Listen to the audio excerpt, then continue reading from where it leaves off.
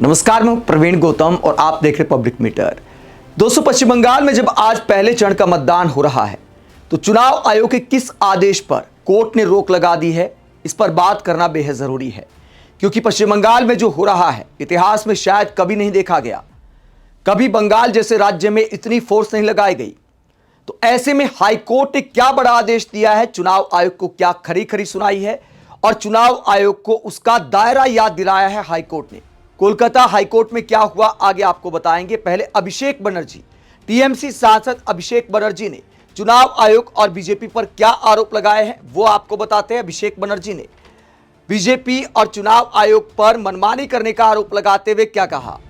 अभिषेक बनर्जी ने कहा कि भाजपा ने बंगाल के खिलाफ युद्ध छेड़ दिया है।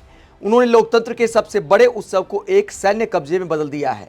प्रधानमंत्री, गृहमंत्री, पूरी मोदी कैबिनेट, 16 राज्यों के मुख्यमंत्रियों सहित भाजपा का शीर्ष नेतृत्व, ईडी, सीबीआई, एनआईए, आयकर विभाग, 2 लाख से अधिक केंद्रीय बल के जवान, गोदी मीडिया, पूरा ऑब्जर्वर तंत्र और इन सब से ऊपर हथियार बना दिया गया भारत का चुनाव आयोग। आगे अभिषेक बनर्जी कहते हैं, यह सब किस लिए? केवल एक महिला को हराने के लिए। एक महिला जो साधारण साड़ी और चप्पलों में है, जिसके पीछे 10 करोड़ लोगों की प्यार और संकल्प के अलावा और कुछ नहीं, और फिर भी वो विफल हो रहे हैं। राजनीतिक रूप से मुकाबला करने में असमर्थ होकर वो गंदगी पर उतर आए हैं। परिणाम क्या है? ए दीदी जैसी सड़क चाप गुंडों मवालियों वाली भाषा, उन पुरुषों की हताश शब्दावली को जानते हैं कि वो पहले ही हार चुके हैं। ये उनकी हताशा की एक झलक है। आगे अभिषेक बनर्जी कहते हैं, इतना सारा पैसा, इतनी ताकत, इतनी मशीनरी और फिर भी जनशक्ति का कोई मुकाबला नहीं। यही अपराजय और अदम्य शक्ति हमारी मां माटी मानुष पार्टी को ऐतिहासिक चौथे कार्यकाल की ओर ले जाएगी। तो अभिषेक बनर्जी आरोप लगाते हैं कि सब कुछ इस्तेमाल किया जा रहा है। मोदी सरकार का पूरा मंत्रिमंडल चुनाव प्रचार में उतर गया है, साथ में गोदी मीडिया का सहयोग है और इसके अलावा चुनाव आयोग पर भी अभिषेक बनर्जी ने गंभीर सवाल उठाए हैं। चुनाव आयोग पर सवाल और आरोप सिर्फ टीएमसी की ओर से नहीं लगाए जा रहे। देश के बुद्धिजीवी पत्रकार भी इस बात से हैरान हैं कि क्या किसी राज्य में ऐसे हालात में चुनाव हो सकता है जब करीब 27 लाख लोग वोटिंग से बाहर कर दिए गए हैं। जब सुप्रीम कोर्ट ने सुनवाई पूरी करने का आदेश दिया तो 140 के करीब लोगों की सुनवाई हो पाई, उन्हें दोबारा से अपना अधिकार मिल पाया। 27 लाख में से 140 से भी कम। अब इस पूरे मामले को लेकर टीएमसी के अलावा कांग्रेस ने क्या कहा है, पहले कांग्रेस का बयान आपको सुनाते, उसके बाद कोलकाता हाईकोर्ट की सुनवाई में क्या हुआ वो भी बताएंगे। जयराम रमेश ने कहा, यह बात कुछ समय से साफ है कि चुनाव आयोग प्रधानमंत्री और गृहमंत्री के इशारों पर नाच रहा है। लाखों वोट चोरी की साजिश रचने की बात, खासकर पश्चिम बंगाल में, आज उसने फिर से सबूत दे दिया है कि वो गृह मंत्रालय के अधीन एक कार्यालय बनकर काम कर रहा है। चुनाव आयोग एक संवैधानिक संस्था है, लेकिन उसका यह व्यवहार संविधान पर हमला है और एक शर्मनाक स्थिति है जिसके लिए मुख्य चुनाव आयुक्त सबसे अधिक जिम्मेदार हैं। तो कांग्रेस ज्ञानेश कुमार को टारगेट पर लेती है। तो लॉजिकल डिस्क्रिपेंसी वाले 27 लाख लोगों के मतदान से बाहर होने पर जयराम रमेश ने ज्ञानेश कुमार को टारगेट पर लिया है। वहीं वरिष्ठ पत्रकार आशुतोष कहते हैं कि लोकतंत्र को खतरे में कौन डाल रहा है। इतिहास याद रखेगा कैसे एक इलेक्शन में 27 लाख मतदाता वोट नहीं कर पाए और वोटर लिस्ट कंप्लीट नहीं हो पाई और फिर भी चुनाव हो रहा है। तो देश के वरिष्ठ पत्रकार, विपक्षी नेता सब चुनाव आयोग पर सवाल उठा रहे और सवाल बनता भी है।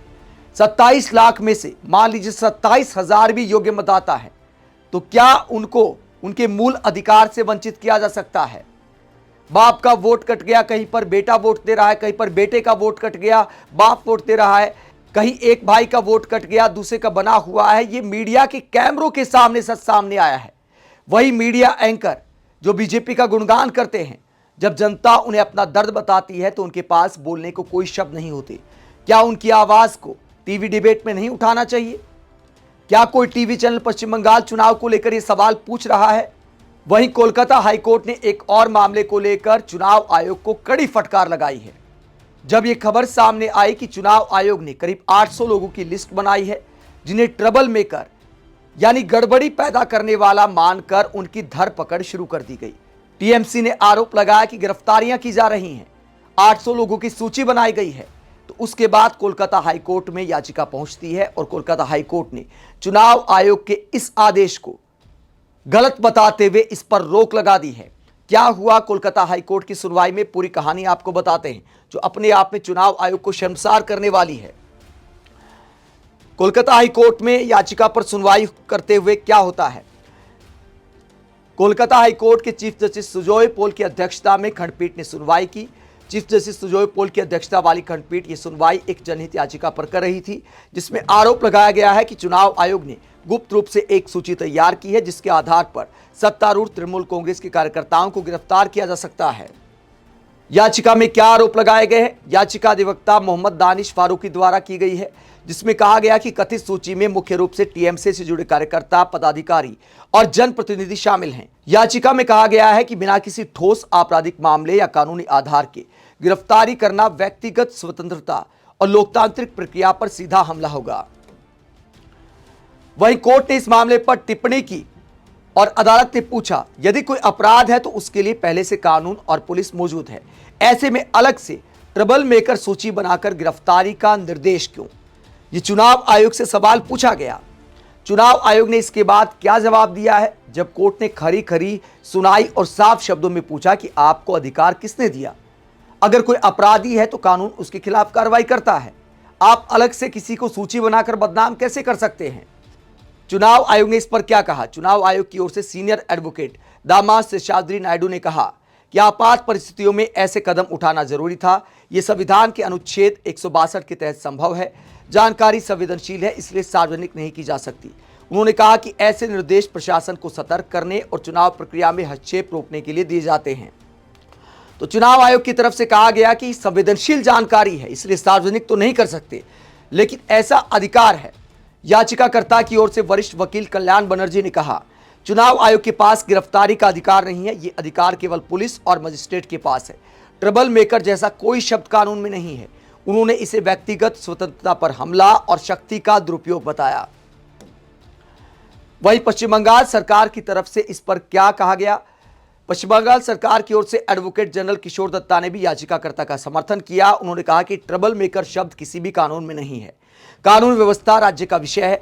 बिना किसी वैधानिक आधार के किसी को भी हिरासत में नहीं लिया जा सकता। तो तमाम दलीलें सुनने के बाद कोलकाता हाईकोर्ट ने चुनाव आयोग के आदेश पर रोक लगा दी। फिलहाल ट्रबल मेकर जैसी कोई सूची नहीं बनाई जा सकती, उसके आधार पर कोई गिरफ्तारी नहीं हो सकती। ये कोलकाता हाईकोर्ट ने चुनाव आयोग को खरी खरी सुना दी है। दोस्तों, अपने आप में ये पूरा मामला दिखाता है कि बंगाल में चुनाव कैसे लड़ा जा रहा है। एक पोस्ट ने ही बयां कर दिया था, जब चुनाव आयोग की पोस्ट में साफ लिखा गया था कि टीएमसी को दो टूक, चुनाव तो भय मुक्त, दंगा मुक्त होकर रहेंगे, तो टीएमसी का नाम क्यों लिखा? अगर चुनाव आयोग को ऐसा पोस्ट करना था तो किसी दल का नाम लिखने की क्या जरूरत थी? यहां पर आप साफ तौर पर एक दल के खिलाफ दिखते हैं जब ऐसी भाषा का इस्तेमाल किया जाता है। आप इस पूरे मसले को लेकर क्या सोचते हैं? जिस तरह पश्चिम बंगाल में चुनाव लड़ा जा रहा है, जिस तरह लाखों मतदाता मतदान के अधिकार से वंचित हो गए हैं, जिस तरह भारी संख्या में पुलिस बल तैनात किया गया है, जिस तरह एक के बाद एक चुनाव आयोग के आदेश आ रहे, कभी कहते हैं बाइक पर नहीं चल सकते 6 बजे के बाद, कभी कोई सूची बना दी जाती है जहां कोर्ट को रोक लगानी पड़ती है। आप क्या सोचते हैं? कमेंट बॉक्स पर अपनी राय जरूर दें, साथ ही चैनल को सब्सक्राइब भी करें। नमस्कार।